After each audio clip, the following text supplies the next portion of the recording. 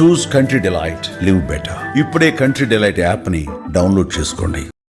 మాజీ ముఖ్యమంత్రి వైఎస్ జగన్మోహన్ రెడ్డి గారు చిత్తూరు జిల్లా బంగారుపాళ్యానికి వెళ్తా ఉన్నారు. ఈరోజు బంగారుపాలెంలో మార్కెట్ యార్డ్లో మామిడి రైతులతో ముఖాముఖి కార్యక్రమం పెట్టుకున్నారు. అయితే గతంలో జరిగినటువంటి పరిణామాల దృష్ట్యా, గతంలో కలిగినటువంటి శాంతి భద్రతల విఘాతం దృష్ట్యా పోలీసులు మళ్ళీ కొన్ని ఆంక్షలు పెట్టారు. వైఎస్ జగన్మోహన్ రెడ్డి గారి పర్యటనకు సంబంధించి మార్కెట్ యార్డ్లో కేవలం 500 మంది రైతులతో ముఖాముఖి నిర్వహించండి. మీరు కలవండి రైతుల్ని, రైతుల సమస్యలు తెలుసుకోండి, వాళ్ళ సాధక బాధకాలు తెలుసుకోండి, ప్రభుత్వాన్ని క్వశ్చన్ చేయండి. మీ పర్యటనకి 100% మేము అనుమతిస్తున్నాం. కానీ ఇష్టం వచ్చినట్టుగా జన సమీకరణ చేసి వేలాది మందితో రోడ్ల మీదకు వచ్చి అక్కడ శాంతి భద్రతలకు, సామాన్య ప్రజానీకానికి, రైతులకు ఇబ్బంది కలిగేలా చేస్తే పరిణామాలు చాలా సీరియస్గా తీసుకోవాల్సినటువంటి అవసరం ఉంటుంది. మేము ముందుగానే మీకు కొన్ని ఆంక్షలు విధిస్తున్నాం. గతంలో కూడా ఆంక్షల్ని పట్టించుకోలేదు. ఇప్పుడు ఈ బంగారుపాళ్యం పర్యటనలో కూడా మార్కెట్ యార్డ్లో 500 రైతులతో మీరు ముఖాముఖి నిర్వహించుకుంటే, అలాగే మీరు ఎక్కడైతే హెలిప్యాడ్ దిగుతారో అక్కడ కేవలం 50 మందితో మాత్రమే హెలిప్యాడ్ దగ్గర అనుమతి ఉంది. అలా కాకుండా రోడ్లెంబట వేలాది మంది కార్యకర్తలతో మీరు ఒక బహిరంగ సభకు వచ్చినట్టు రోడ్ల మీద వస్తే చాలా అంటే చాలా అసౌకర్యం ప్రజలకు కలుగుతుంది. దీని దృష్ట్యానే ఆంక్షలు పెడుతున్నాం అని పోలీస్ అధికారులు ఒక పత్రికా ప్రకటన కూడా రిలీజ్ చేసిన పరిస్థితుంది. ఇప్పటికే జగన్మోహన్ రెడ్డి గారు కావచ్చు, ఆ పార్టీకి సంబంధించిన నాయకులు, కార్యకర్తలు ఈ ఆంక్షల మీద కూటమి ప్రభుత్వాన్ని దుమ్మెత్తిపోస్తూ మాట్లాడుతూ ఉన్నారు. జగన్మోహన్ రెడ్డి గారికి వస్తున్నటువంటి ప్రజాదరణ చూసి తట్టుకోలేక కూటమి ప్రభుత్వం ఈ విధంగా ఆంక్షలు పెడుతుందని చెప్పి మాట్లాడుతున్నారు. అంటే కూటమి ప్రభుత్వం ఆంక్షలు పెట్టడాన్ని రాజకీయం చేయడాన్ని ఏ విధంగా చూడాల్సిన అవసరం కనిపిస్తోంది. నిజంగానే జగన్మోహన్ రెడ్డికి విపరీతంగా ప్రజాదరణ ఉంది, ప్రజల్లో ఒక మార్పు కనిపిస్తోంది, జగన్మోహన్ రెడ్డి పట్ల ఒక సానుకూల వైఖరి కనిపిస్తోంది. దాన్ని జీర్ణించుకోలేక కూటమి ప్రభుత్వం అడుగడుగున ఆంక్షలు పెడుతుందని చెప్పి వైసీపీ నేతలు చెప్పడాన్ని ఇది సరైనదిగానే భావించాలా లేదా? గతంలో జరిగిన పరిణామాలు ఏవైతే ఉన్నాయో, గతంలో పల్నాడు పర్యటనలో ఆయన సత్తెనపల్లిలో పర్యటించినప్పుడు 3 చనిపోయారండి. పోలీసులు చెప్తున్నారు, ప్రజలందరూ కూడా కళ్ళతో చూసినటువంటి పరిస్థితి. 3 చనిపోయారు. ఆ పార్టీకి సంబంధించిన కార్యకర్త చీలి సింగయ్య జగన్మోహన్ రెడ్డి గారి కాన్వాయ్ కారు చక్రాల కింద నలిగిపోయి చనిపోయాడు. అది వాస్తవం కాదా? ఇక రెండో వ్యక్తి విపరీతంగా క్రౌడ్ ఉండేసరికి అతనికి గాయాలాడక, ఊపిరాడక సొమ్మసిల్లి పడిపోయాడు. ఇంకో కార్యకర్త జయవర్ధన్ రెడ్డి. ఇంకొక మూడో వ్యక్తి అంబులెన్స్లో విపరీతంగా జన సమీకరణ చేయటం వల్ల, వాళ్ళు కార్లతో రావటం వల్ల రోడ్లు కిక్కిరిసిపోయి అంబులెన్స్ వెళ్ళే దారి లేక చాలా ఆలస్యంగా ఆసుపత్రికి ఆ అంబులెన్స్ వెళ్ళటం వల్ల అంబులెన్స్లో ఉన్నటువంటి వ్యక్తి మధు, ఆ వ్యక్తి కూడా చనిపోయాడు.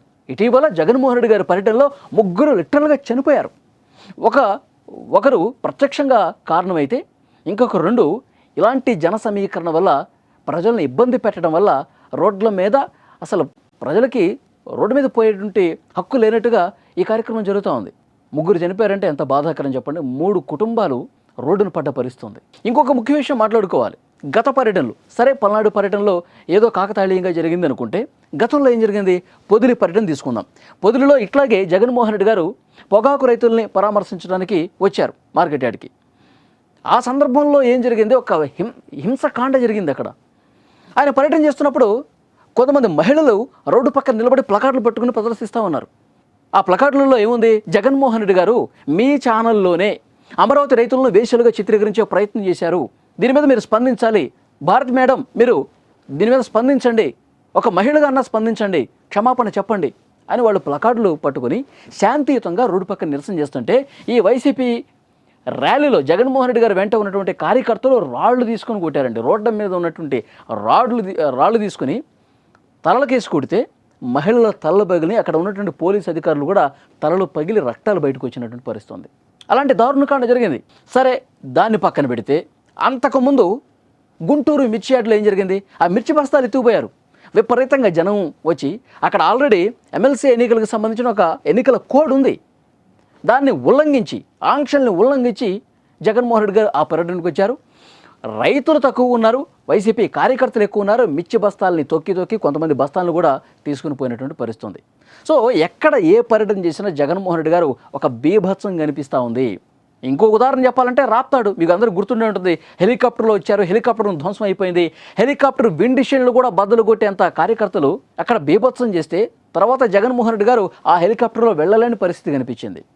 అంటే రాష్ట్రంలో శాంతి భద్రతలు లేవు అని చెప్పడానికి ఇలాంటివి కావాలనే చేసి జగన్మోహన్ రెడ్డి గారికి రక్షణ లేదు, జగన్మోహన్ రెడ్డి గారి పర్యటనలకి భద్రత లేదు, రాష్ట్రంలో శాంతి భద్రతల సమస్య ఉంది, ఈ కూటమి ప్రభుత్వం పట్టించుకోవట్లేదు. ఇది క్రియేట్ చేయడం కోసమే జగన్మోహన్ రెడ్డి గారు ఈ విధంగా పోలీసులు ఆంక్షలను కూడా లెక్క చేయకుండా, ప్రజలకు ఇబ్బంది వస్తుందని చెప్పి ఆంక్షలు పెడితే వాటిని ఏమాత్రం లెక్క చేయకుండా, పోలీసుల్ని పట్టించుకోకుండా ఇష్టం వచ్చినట్టుగా జన సమీకరణ చేసి వేలాదిగా కార్యకర్తలని రోడ్ల మీదకి తీసుకొచ్చి అందరికీ అభివాదం చేసుకుంటూ ఒక షో చేసుకుంటున్న పరిస్థితి అంటే ఎలా అర్థం చేసుకోవాలి?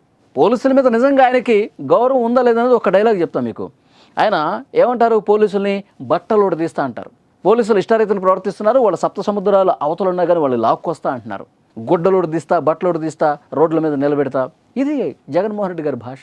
సో డెఫినెట్గా గతం తాలూకు అనుభవాలు ఉన్నాయి కాబట్టే పోలీసులు ఒక భయం ఉంది.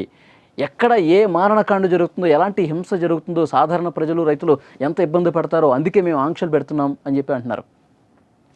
ఇప్పుడు ఈరోజు వచ్చేటి ఆ మార్కెట్ యార్డ్ దగ్గర కూడా బంగారుపాలెంలో ఆ యార్డ్కి సమీపంలో స్కూల్స్ ఉన్నాయి, పెట్రోల్ బంకులు ఉన్నాయి. స్కూళ్ళలో చిన్న చిన్న పిల్లలు ఉంటారు. పెట్రోల్ బంకులో అక్కడ ఏదైనా చిన్నపాటి ఇబ్బంది ఏమైనా ఏర్పడితే అగ్గంటుకుంటుంది కదా. సో డెఫినెట్గా వైఎస్ఆర్ కాంగ్రెస్ పార్టీ కార్యకర్తలు వేలాదిగా రోడ్ల మీదకి వచ్చి బీభత్సం చేస్తే ఎక్కడ ఏం జరుగుతుందో ఒక భయం, ఎక్కడ అశాంతి కలుగుతుంది, ఎక్కడ హింస చెలరేగిపోతుంది, ఇలాంటి భయం పోలీసులో ఉంది. అందుకే వేలాదిగా పోలీసులు ఆ మార్కెట్ యార్డ్ చుట్టుపక్కల మోహరించినటువంటి పరిస్థితి ఉందంటే జగన్మోహన్ రెడ్డి గారు బయటకు వస్తే భయపడే పరిస్థితి ఉంది. పోలీసులే కాదు, ఆ సాధారణ ప్రజలు కూడా. సో డెఫినెట్గా ఈరోజు ఏం జరుగుతుందని చెప్పి ఆందోళన అక్కడ స్థానిక ప్రజల్లో కూడా ఉందని చెప్పి సమాచారం వస్తుంది. ఎందుకంటే పోలీసుల ఆంక్షల్ని జగన్మోహన్ రెడ్డి గారు ముందు నుంచి లెక్క చేయట్లేదు, కూడా ఈరోజు కూడా అట్లాగే ఉంటుంది పరిస్థితి. వేలాదిగా కార్లు, ట్రాక్టర్లు, ఈ ప్రైవేటు వాహనాలు కూడా బుక్ చేసుకుని కార్యకర్తలను రప్పిస్తూ ఉన్నారు. ఓ పక్కన ఆంక్షలు ఉన్నాయి, పోలీసులు అడ్డుకుంటున్నారు, లెక్క చేయట్లా. ఉద్రిక్తతలు మరి ఈరోజు ఎలా ఉంటాయో కూడా తెలియదు. ఫ్రెండ్స్, మీరేమనుకున్నారు? జగన్మోహన్ రెడ్డి గారు పోలీసుల ఆంక్షలను బేఖాతరు చేస్తూ అసలు పోలీసుల్ని లెక్క చేయకుండా వేలాదిగా రోడ్ల మీదకి రావటాన్ని ఎలా చూస్తారు? కామెంట్ రూపంలో తెలియజేయండి.